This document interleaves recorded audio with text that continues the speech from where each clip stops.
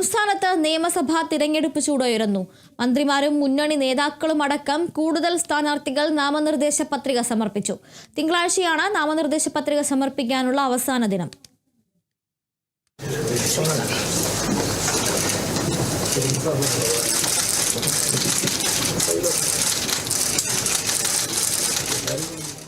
നാമനിർദ്ദേശ പത്രിക സമർപ്പണം അവസാനിക്കാൻ ഇനി ഒരു പ്രവൃത്തി ദിനം മാത്രം ബാക്കി നിൽക്കെ പത്രികാ സമർപ്പണത്തിനുള്ള തിരക്കിലായിരുന്നു സ്ഥാനാർത്ഥികൾ.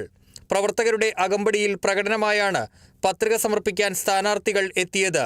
ബേപ്പൂരിൽ ജനവിധി തേടുന്ന മന്ത്രി മുഹമ്മദ് റിയാസ്, കളമശ്ശേരിയിലെ LDF സ്ഥാനാർത്ഥി മന്ത്രി P രാജീവ്, നേമത്തെ സ്ഥാനാർത്ഥി മന്ത്രി V ശിവൻകുട്ടി, കൊട്ടാരക്കരയിൽ മന്ത്രി KN ബാലഗോപാൽ, ചെങ്ങന്നൂരിൽ മന്ത്രി സജി ചെറിയാൻ, ആറന്മുളയിൽ മന്ത്രി വീണ ജോർജ്, മന്ത്രിമാരായ K രാജൻ, രാമചന്ദ്രൻ കടന്നപ്പള്ളി തുടങ്ങിയവരും നാമനിർദ്ദേശ പത്രിക സമർപ്പിച്ചു.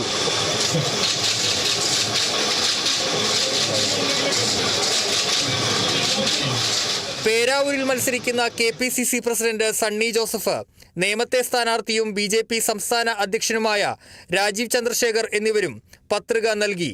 രാജസ്ഥാൻ മുഖ്യമന്ത്രി ഭജൻലാൽ ശർമ്മയും രാജീവ് ചന്ദ്രശേഖറിനൊപ്പം ഉണ്ടായിരുന്നു. അമ്പലപ്പുഴയിൽ UDF പിന്തുണയോടെ മത്സരിക്കുന്ന മുൻമന്ത്രി G സുധാകരനും പത്രിക സമർപ്പിച്ചു.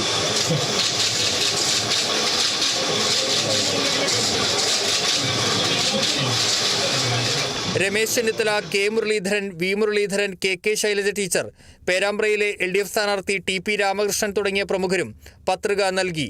തിങ്കളാഴ്ചയാണ് നാമനിർദ്ദേശ പത്രിക സമർപ്പണത്തിനുള്ള അവസാന തീയതി. വിവിധ ബ്യൂറോകൾക്കൊപ്പം news desk, Kerala vision news.